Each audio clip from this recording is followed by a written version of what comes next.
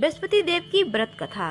प्राचीन समय की बात है। भारत में एक राजा राज्य करता था। वह बड़ा ही प्रतापी और दानी था। नित्य प्रतिदिन मंदिर में भगवत दर्शन करने जाता था। वह ब्राह्मण और गुरु की सेवा किया करता था। उसके दरबार से कोई भी याचक निराश होकर नहीं लौटता था। वह प्रत्येक गुरुवार को व्रत रखता एवं पूजन करता था। हर दिन गरीबों की सहायता करता था। परंतु यह सब बातें उसकी रानी को अच्छी नहीं लगती थी। वह न व्रत करती, न किसी को एक पैसा दान में देती थी। वह राजा से भी ऐसा करने को मना किया करती थी। एक समय की बात है कि राजा शिकार खेलने वन को चले गए थे। घर पर रानी और दासी थी। उस समय गुरु बृहस्पति देव साधु का रूप धारण करके राजा के दरवाजे पे आए और भिक्षा मांगने लगे। तो साधु ने रानी से भिक्षा मांगी तो वह कहने लगी कि हे साधु महाराज, मैं इस दान पुण्य से तो तंग आ गई हूँ। इस कार्य के लिए तो मेरे पति देव ही बहुत हैं। अब आप ऐसी कृपा करें कि सारा धन नष्ट हो जाए ताकि मैं आराम से रह सकूं। साधु रूपी बृहस्पति देव ने कहा, हे देवी, तुम तो बड़ी विचित्र हो।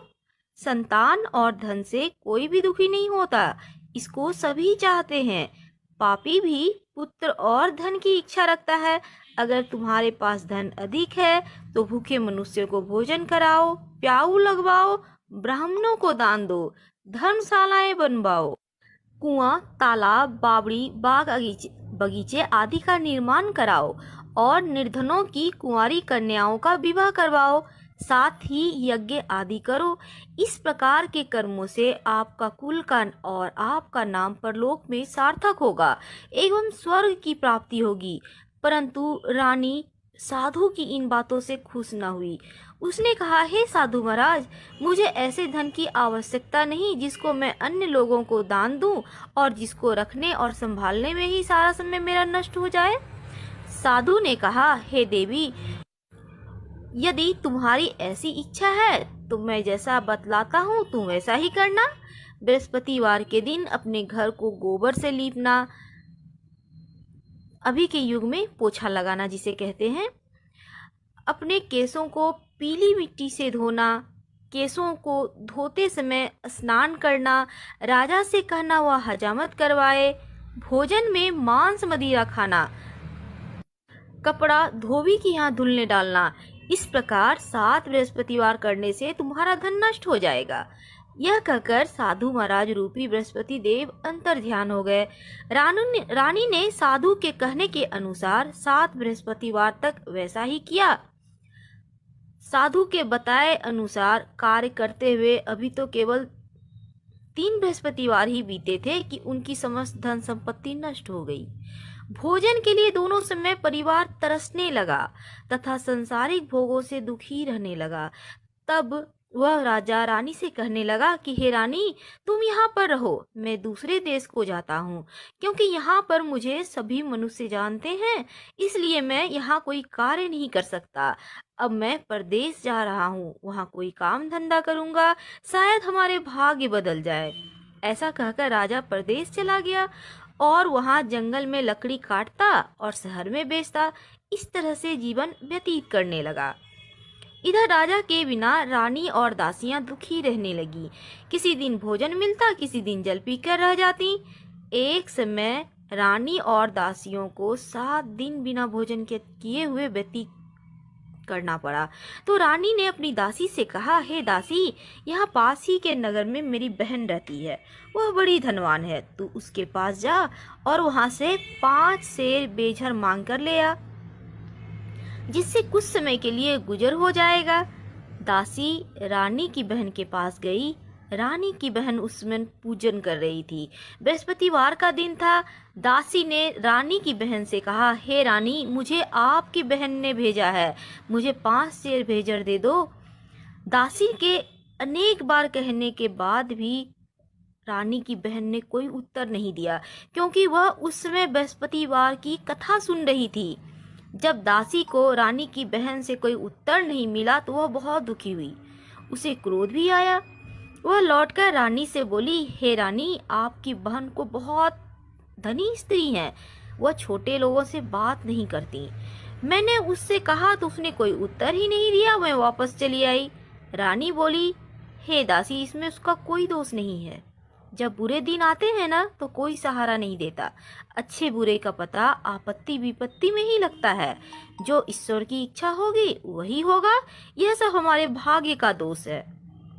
उधर रानी की बहन ने सोचा कि मेरी बहन की दासी आई हुई थी, परंतु मैं उससे ना बोली, इससे वो बहुत दुखी होगी।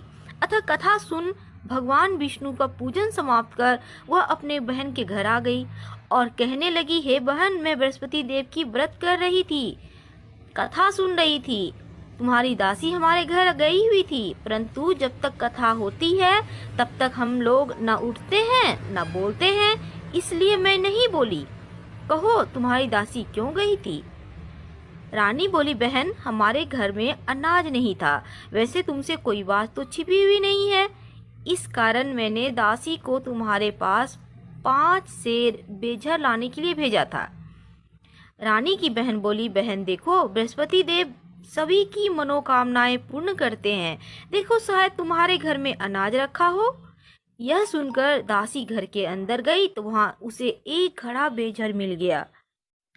दासी को बड़ी हैरानी हुई, क्योंकि उसने एक एक बर्तन देख लिया था। उसने बाहर आकर रानी को बताया तो दासी अपनी रानी से कहने लगी, हे रानी, देखो, वैसे हमको अब जब अन्न नहीं मिलता तो हम रोज ही व्रत करते हैं। अगर इनसे व्रत की विधि और कथा पूछ ली जाए तो हम भी उसे किया करेंगे। दासी के कहने पर रानी ने अपनी बहन से बृहस्पतिवार व्रत के बारे में पूछा।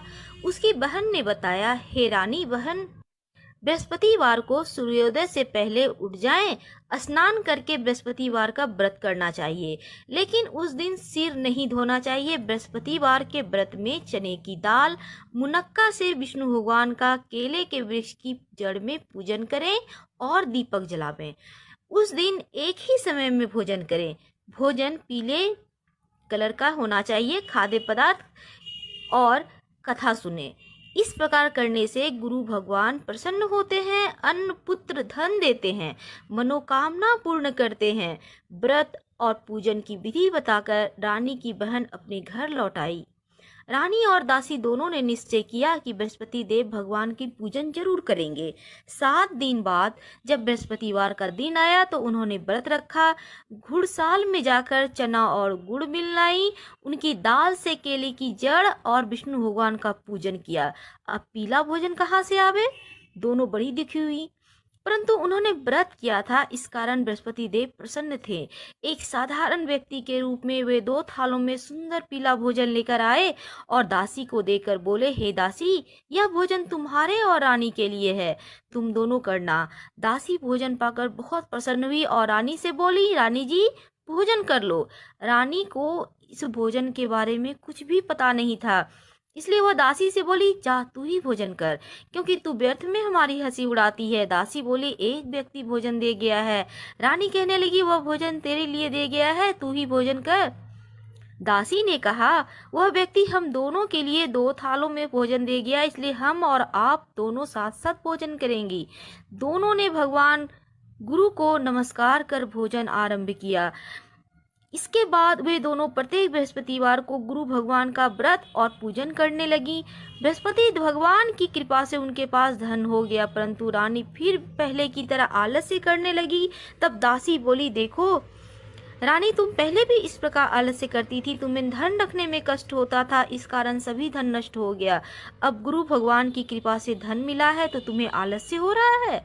बड़ी मुसीबत के बाद हमने यह धन पाया है, इसलिए दान पुण्य करना चाहिए। तुम भूखे मनुष्य को भोजन कराओ, प्याऊ लगवाओ, ब्राह्मणों को दान दो, कुआं, तालाब, बावड़ी आदि का निर्माण करवाओ, मंदिर पाठशाला बनाकर दान दो, कुंवारी कन्याओं का विवाह करवाओ, धन को शुभ कार्यों में खर्च करो, जिससे तुम्हारा कुल का यश बढ़े और स्वर्ग प्राप्त हो, पितरदेव प्रसन्न हो। दासी की बात मानकर रानी ने इसी प्रकार के कर्म करने आरंभ किए, जिससे उनका काफी यश फैलने लगा। एक दिन रानी और दासी आपस में विचार कर रही थी कि न जाने राजा किस दिशा में होंगे। उनकी कोई खोज खबर नहीं है। गुरु भगवान से उन्होंने प्रार्थना की और भगवान ने रात्रि में राजा को सपने कहा, हे राजा, उठ, तेरी रानी तुझको याद करती है, अब अपने देश को लौट जा। राजा प्रातःकाल उठकर जंगल से लकड़ियां काट कर लाने के लिए जंगल की ओर चल पड़ा। जंगल से गुजरते हुए वह सोचने लगा, रानी की गलती से उसे कितने दुख भोगने पड़े। राजपाट छोड़कर उसे जंगल में आकर रहना पड़ा। जंगल से लकड़ियां काटकर उन्हें बेचकर गुजारा करना पड़ा। उसी समय उस जंगल में बृहस्पति देव एक साधु के रूप में आए और राजा के पास आकर बोले, हे लकड़हारे, तुम इस सुनसान जंगल में किस चिंता में बैठे हो, मुझको बताओ। यह सुनकर राजा के नेत्रों में जल भर आया और साधु की वंदना करके बोला, हे प्रभु, आप सब कुछ जानने वाले हैं। इतना कहकर राजा ने साधु को अपनी संपूर्ण कहानी बतला दी। महात्मा दयालु होते हैं। वे राजा से बोले, हे राजा, तुम्हारी पत्नी ने बृहस्पति देव का अपमान किया था, अपराध किया था, जिसके कारण तुम्हारी यह दशा हुई। अब तुम किसी प्रकार की चिंता मत करो, भगवान तुम्हें पहले से अधिक धन देंगे। देखो, तुम्हारी पत्नी ने बृहस्पतिवार का व्रत आरंभ कर दिया है। अब तुम भी बृहस्पतिवार का व्रत करके चने की दाल और गुड़ जल में डालकर लोटे में केले का पूजन करो, फिर कथा कहो और सुनो। भगवान तुम्हारी सब मनोकामनाओं को पूर्ण करेंगे। साधु को प्रसन्न देखकर राजा बोला, हे प्रभु, मुझे लकड़ी बेचकर इतना पैसा तो मिलता नहीं और बचता भी नहीं जिससे कि भोजन करने के उपरांत कुछ बचा सकूं। मैंने रात्रि में अपनी रानी को व्याकुल देखा है। मेरे पास कोई साधन नहीं जिससे समाचार जान सकूं। फिर मैं बृहस्पति देव की क्या कहानी कहूं, मुझको तो कुछ भी मालूम नहीं है। साधु ने कहा, हे राजा, तुम किसी प्रकार की चिंता मत करो। बृहस्पतिवार के दिन तुम रोजाना की तरह लकड़ियां लेकर शहर में जाओ। तुम्हें रोज से दुगुना धन प्राप्त होगा, जिससे तुम भली भांति भोजन कर लोगे और बृहस्पति देव की पूजा का सामान भी आ जाएगा। बृहस्पति देव की कहानी इस प्रकार है। प्राचीन काल में एक बहुत निर्धन ब्राह्मण था। उसके कोई भी संतान नहीं थी। वह नित्य पूजा पाठ करता, परंतु उसकी स्त्री बहुत मलिनता के साथ रहती थी। वह ना स्नान करती, न किसी देवता की पूजन करती। प्रातः काल उठते ही सर्वप्रथम भोजन करती, बाद में कोई अन्य कार्य करती थी। ब्राह्मण देवता बहुत दुखी रहते थे। पत्नी को बहुत समझाते, परंतु कोई परिणाम ही नहीं निकलता।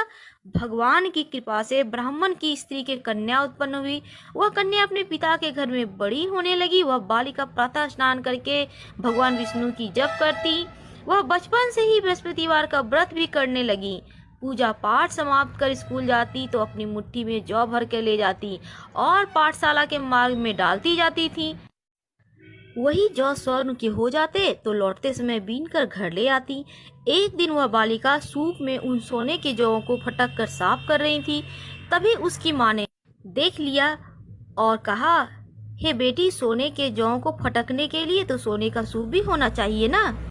दूसरे दिन गुरुवार था। इस कन्या ने व्रत रखा और बृहस्पति देव से प्रार्थना करके कहा, हे प्रभु, यदि मैंने सच्चे मन से आपकी पूजा की हो तो सोने का सूप दे दो। बृहस्पति देव ने उसकी प्रार्थना स्वीकार कर ली। रोजाना की तरह वह कन्या जौ फैलाती हुई स्कूल चली गई। स्कूल से लौटकर जब वह जौ बीन रही थी तो बृहस्पति देव की कृपा से उसे सोने का सूप मिला। उसे वह घर ले आई और उसमें जौ साफ करने लगी, परंतु उसकी माँ का वही ढंग रहा। एक दिन की बात है, वह कन्या सोने के सूप में जौ साफ कर रही थी। उस समय उस नगर का राजकुमार वहां से होकर निकला। इस कन्या के रूप और सोने के सूप में जौ साफ करते हुए देख वह उस कन्या पे मोहित हो गया। राजमहल आकर वह भोजन और जल त्याग कर उदास होकर लेट गया। राजा को जब इस राजकुमार के द्वारा अन्न जल त्यागने का समाचार प्राप्त हुआ तो मंत्रियों के साथ अपने पुत्र के पास गए और बोले, हे बेटा, तुम्हें किस बात का कष्ट है? किसी ने कोई अपमान किया है या कोई कारण है तो मुझको बताओ, मैं वही करूंगा जिससे तुम्हें प्रसन्नता हो। राजकुमार ने अपने पिता की बातें सुनी और वह बोला, मुझे आपकी कृपा से किसी बात का दुख नहीं है। किसी ने मेरा अपमान नहीं किया है, परंतु मैं उस लड़की के साथ विवाह करना चाहता हूँ जो सोने के सूप में जौ साफ कर रही थी। यह सुनकर राजा आश्चर्य में पड़ गया और बोला, हे बेटा, इस तरह की कन्या का पता तुम ही लगाओ, मैं उसके साथ तुम्हारा विवाह अवश्य ही करवा दूंगा। राजकुमार ने राजा को उस लड़की के घर का पता बताया। मंत्री उस लड़की के घर गए और राजा को आदेश दिया। राजा का आदेश ब्राह्मण को सुनाया। कुछ ही दिन बाद ब्राह्मण की कन्या का विवाह राजकुमार के साथ संपन्न हो गया। कन्या के घर से जाते ही उस ब्राह्मण देवता के घर में पहले की भांति गरीबी का निवास हो गया। अब भोजन के लिए भी दोनों समय का अन्न बहुत मुश्किल से मिलता था। एक दिन दुखी होकर ब्राह्मण देवता अपनी पुत्री से मिलने आए। बेटी ने बहुत सी पिता की अवस्था को देखकर धन वगैरह देके पिता को विदा कर दिया। इस तरह ब्राह्मण का कुछ समय तो सुखपूर्वक व्यतीत हो गया, लेकिन कुछ दिनों के बाद फिर वही हाल।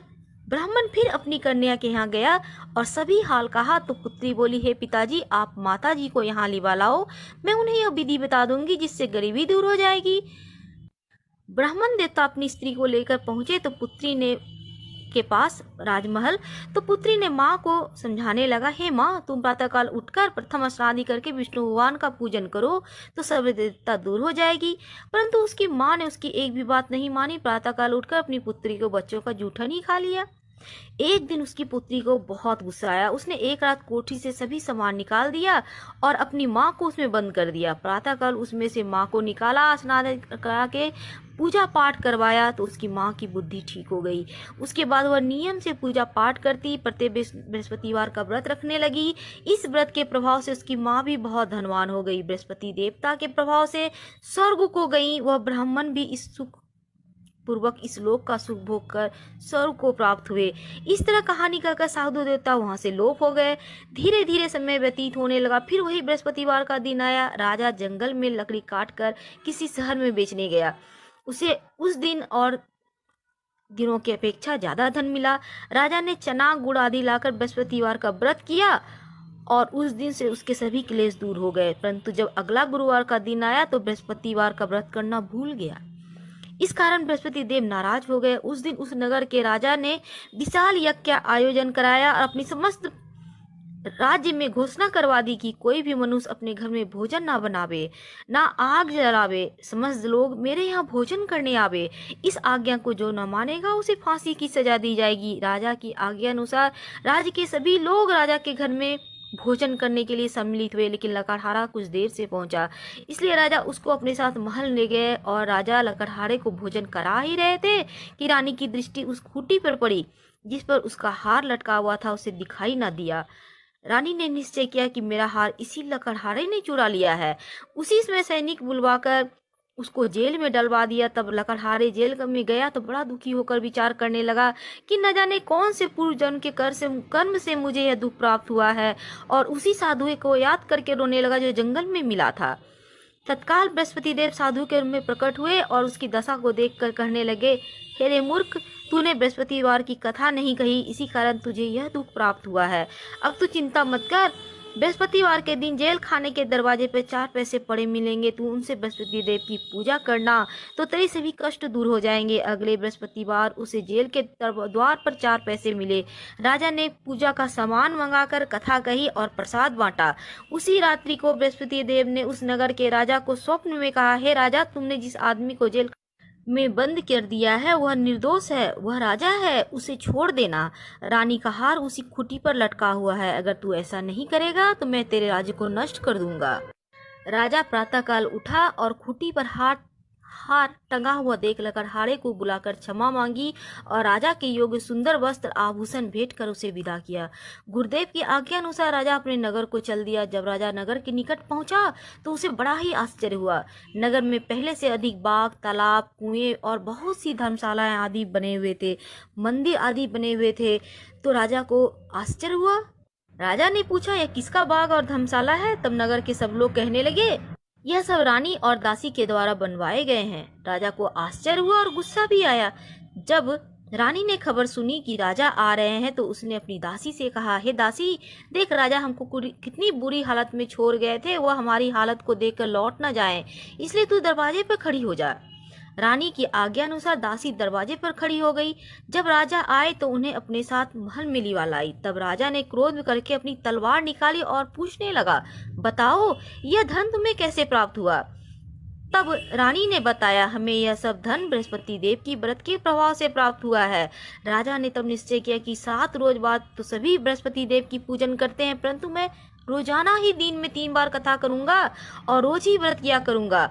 अब हर समय राजा के दुपट्टे में चने की दाल बंधी रहती, वह दिन में 3 बार कथा कहता। एक रोज राजा ने विचार किया कि चलो अपनी बहन के यहाँ हो आवे। इस तरह निश्चय कर राजा घोड़े पर सवार होकर अपनी बहन के यहाँ चल दिया। मार्ग में उसने देखा कुछ आदमी मुर्दे को लिए जा रहे हैं। उन्हें रोककर राजा कहने लगा, अरे भाइयों, मेरी बृहस्पतिवार की कथा सुन ले। वे बोलो, लो हमारा आदमी मर गया है, इसको अपनी कथा की पड़ी है। परंतु कुछ आदमी बोले, अच्छा कहो, हम तुम्हारी कथा भी सुनेंगे। राजा ने दाल निकाली और कथा करनी शुरू कर दी। जब कथा आधी हुई तो मुर्दा हिलने लगा और कथा समाप्त हुई तो राम राम कहते हुए मुर्दा खड़ा हो गया। राजा आगे बढ़ा, उसने चलते चलते शाम हो गई। आगे मार्ग में एक किसान खेत में हल चलाता मिला। राजा उससे बोला, अरे भैया, तुम मेरी बृहस्पति देव की कथा सुन ले। किसान बोला, जब तक मैं तेरी कथा सुनूंगा 4 अढ़ैया खेत जोत लूंगा, जा कथा अपनी किसी और को सुनाना। राजा आगे चलने लगा। राजा के हटते ही बैल पछाड़ करके गिर गए। किसान के पेट में बहुत जोर दर्द होने लगा। उसी समय किसान की माँ रोटी लेकर आई। उसने जब यह देखा तो अपने पुत्र से सब हाल पूछा। बेटे ने सभी हाल कह दिया। तो बुढ़िया दौड़ी दौड़ी घुड़सवार के पास गई और उससे बोली, मैं तेरी कथा सुनूंगी, तू अपनी कथा मेरे खेत पे चल के कहना। राजा ने लौटकर बुढ़िया के खेत पे जाकर कथा कही, जिसके सुनते ही बैल खड़े हो गए। किसान का पेट का दर्द भी बंद हो गया।